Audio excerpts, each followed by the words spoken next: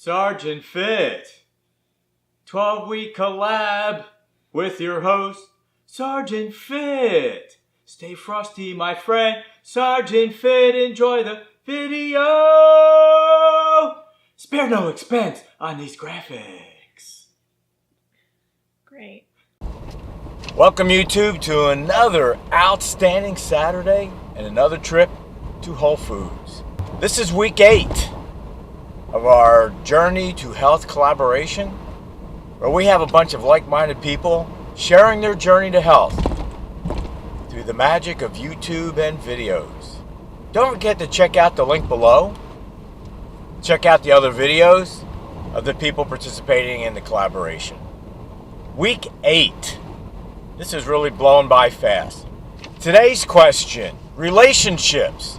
How has it changed you? I almost decided not to do a video on this question because the nature of my job, I like to keep my personal relationships personal. But then I thought, well, you know what? There is one relationship that is worth mentioning and might be helpful and interesting to some of you people out there on a fitness journey. And that is your relationship with food. Don't underestimate this relationship.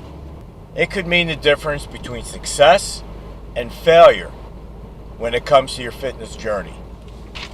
My fitness journey has led to a healthier relationship with my food.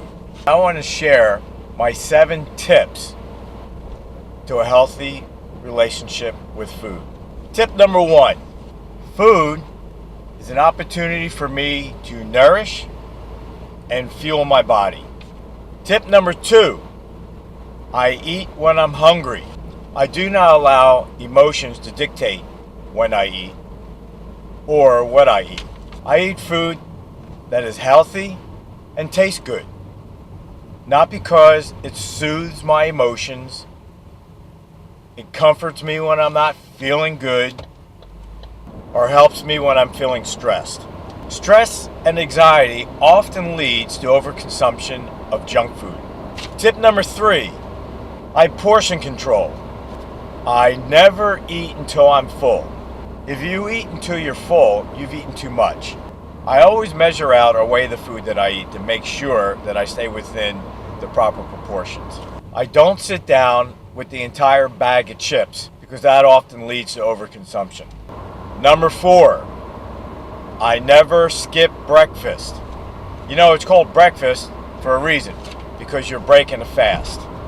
You're coming out of a period where you haven't eaten food for 7, 8, 9, 10 hours, depending on how long you've been sleeping. Oftentimes, skipping breakfast will lead to a larger meal later in the day. Don't cheat your body and stuff yourself up with donuts, pastries. This is not a breakfast. It's kind of weird how in America we snack on junk food or desserts and call it a breakfast. No, eat a proper breakfast. Tip number 5, I do not keep junk food or highly processed food in the house. If you're not going to eat it, why buy it? Why keep it in your house? Get rid of it. All it's going to lead to is temptation. Here's a good rule. If it has more than 5 ingredients, don't buy it. Here's another good rule. If you can't pronounce it, look it up, and then don't buy it. Most of the time, if it has a long chemical-looking name, that's because it's chemical, artificial. Tip number 6, I never use food as a reward. Too many times people on a journey, once they accomplish one of their smaller goals, will reward themselves with food they're trying to stay away from. Do not use food as a reward. There's plenty of other things that you can use. If I accomplish a goal and I'm feeling really good and I need to reward myself, I'll buy something for my gym. Or I'll buy a new piece of workout clothing. I'll buy something that will reinforce what I'm trying to do or trying to accomplish. If your goal is fitness related and you need to reward yourself, get something that's fitness related. You can never have too many pairs of workout shoes, pants, shirts, towels. Buy yourself a new pair of workout gloves. I mean, there's so much out there that you can reward yourself with. And finally, tip number 7. I always add a before lunch and a before dinner snack. If you follow me on either Sergeant Fit or the Fit Sergeant Facebook page, you'll know that I post frequently what I've eaten for the day. And you would see on these posts that I have what I list as an AM snack, a PM snack. I even have a late PM snack. These snacks serve several purposes, one of which is to prevent me from getting too hungry between the major meals. That way I won't overindulge. It also allows me to maintain a high energy level because I'm providing fuel for my body. It's also a good way to sneak in a couple grams of extra protein when you're trying to make your protein goal for the day. Personally, I like to try to get approximately 1 gram per pound of body weight of protein. And since your body can only assimilate so much protein per meal, it only makes sense that you got to spread that out. So these snacks are an excellent way to get that extra protein in. Now, the late PM snack is important because that's the food that I'm taking to bed with me that my body's going to use to repair and build muscle tissue. So I will eat a combination of slow digesting and fast digesting protein to get me through my 8 hours worth of sleep. If you train hard, the body has a lot of work to do at nighttime to repair itself. That is when your lean muscle mass is being built. It's not being built in the gym. You're actually tearing down muscle tissue. You're destroying muscle while you're working out. The building process takes place afterwards. Your body cannot repair and build muscle unless you give it the proper fuel to do that. Protein, carbohydrates are key to muscle building and repairing. I know a lot of you guys are out there on real low carbohydrate diets, and if you're doing that to lose weight, that's fine. That's your choice to do that. But if it's your goal to build lean muscle mass, or to build lean muscle mass while you're trying to lose weight, you need carbohydrates along with that protein for your body to be able to repair and build muscle.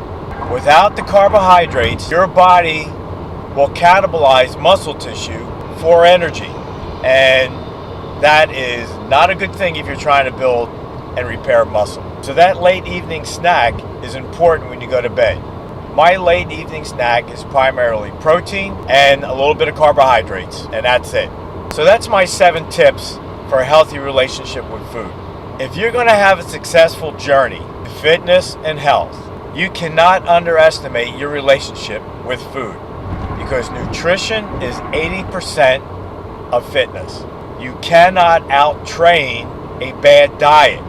You cannot be emotionally attached to your food and expect to stay on track. If you're battling your food on your fitness journey, then you definitely have a bad relationship with your food. So for those in our collaboration, while you're examining how your fitness journey has affected your relationships, don't forget to take a hard look at your relationship with food. Because if you don't develop a healthy relationship with your food, there is no fitness journey. You're going to be stuck on the weight loss journey. You're going to get frustrated. You're going to end up quitting. You're going to be depressed. You're going to be unhappy. Ask yourself, is that the type of relationship you really want with your food? I never use the word comfort food. If you're looking for comfort, get yourself a pet. I recommend a dog. Well, that's my answer for the week 8 collaboration Journey to Health question. If you like this video, don't forget to punch that like button. Please don't forget to subscribe, share, you know the drill, all the above. As usual, everybody, eat clean, make good choices, and always stay fit. Sergeant Fit out. I'm closing that right? 601. Why are you still here? It's over. click on another video. You know you want to. Or subscribe. I'll see you later. 602. 603.